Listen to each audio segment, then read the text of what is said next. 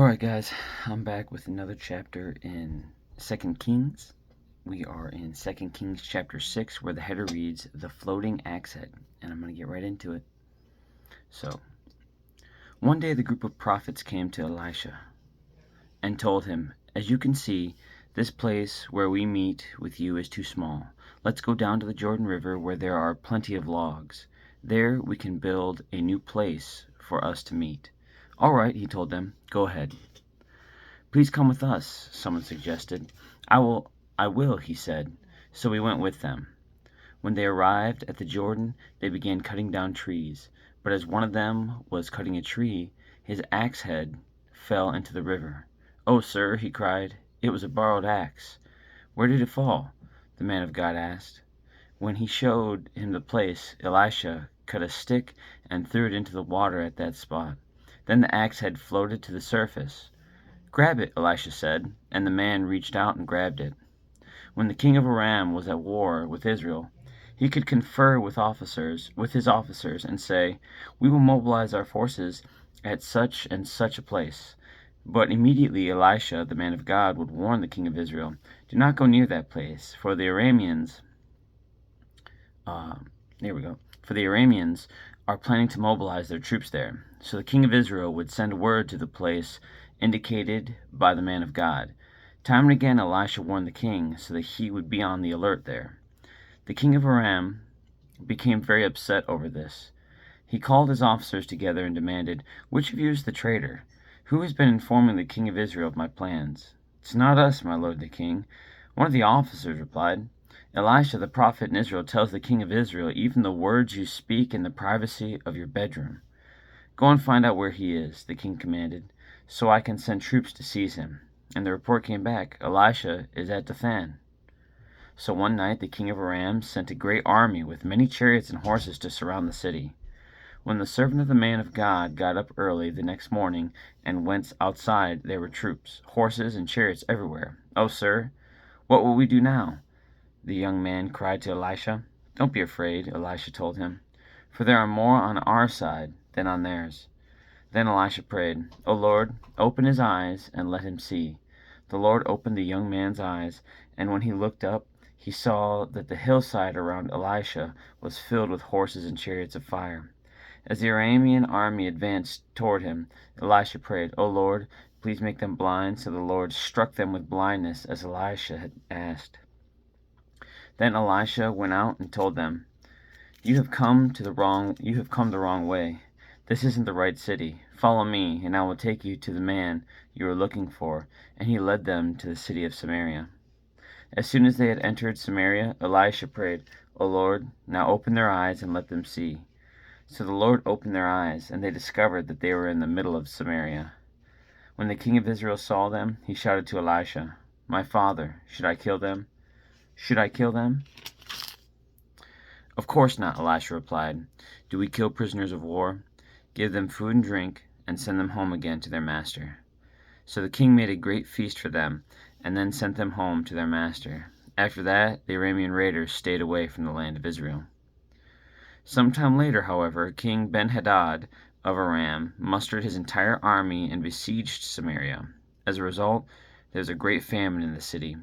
The siege lasted so long that a donkey's head sold for 80 pieces of silver, and a cup of dove's dung sold for 5 pieces of silver.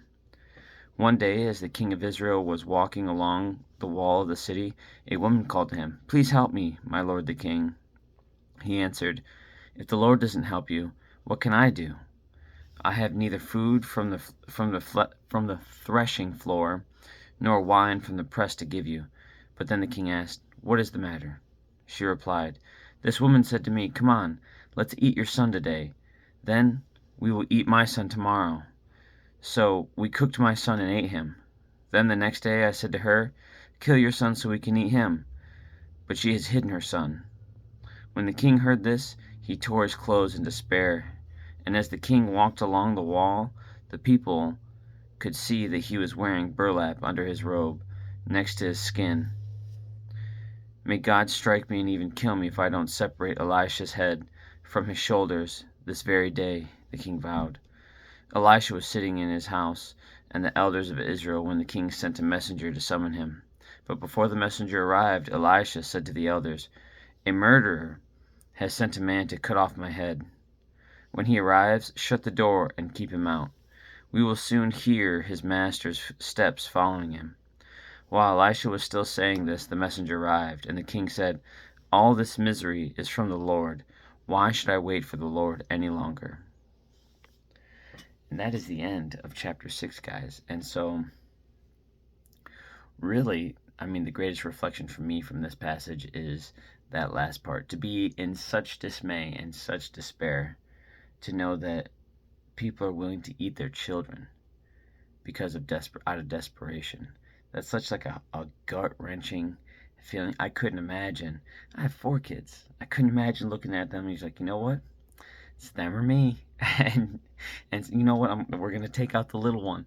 It's so heartbreaking, and I know that it makes it more difficult to lean on God in those moments when you just can't see, how He's moving.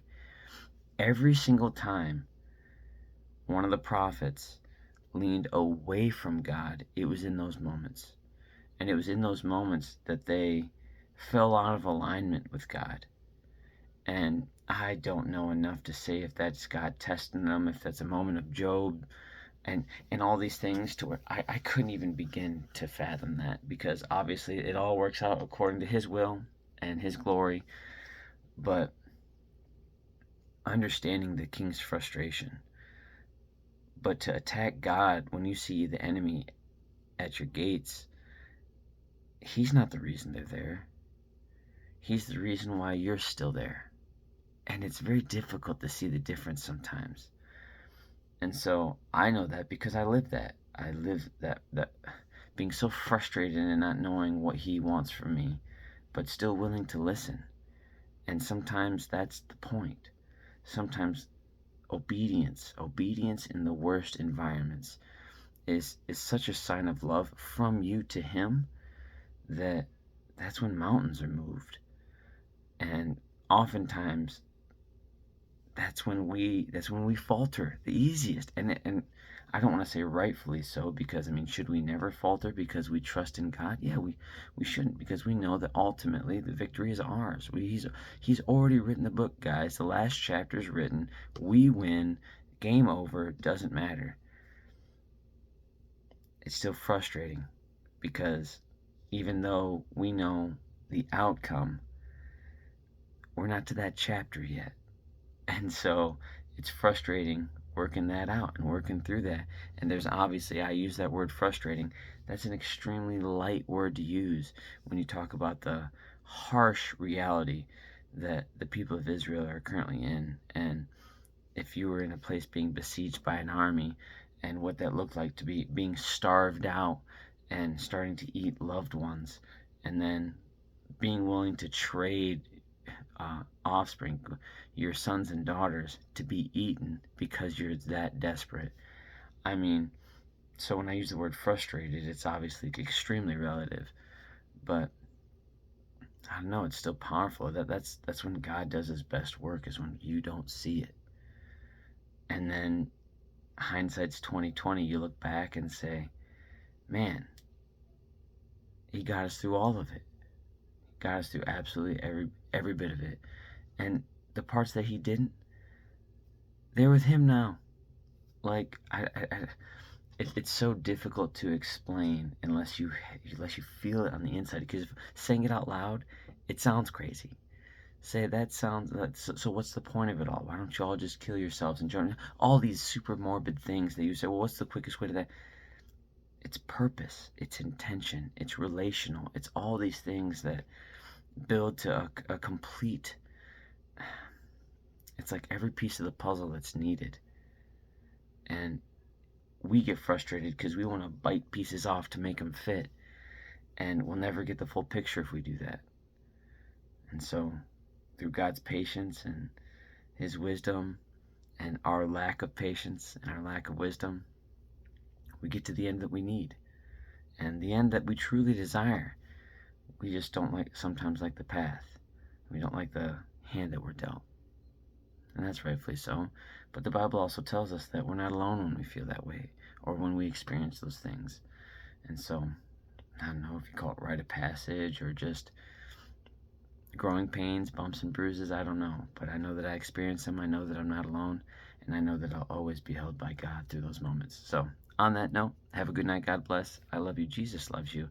And I'll be back for chapter 7 of 2 Kings tomorrow, where there is no header. It is simply a continuation of the last header that we had, which was, let's see if I can find it. Ben-Hadad besieges Samaria. So just the continuation of the siege of Samaria. So have a good night and God bless, guys. I'll see you tomorrow for chapter 7 of 2 Kings. Good night.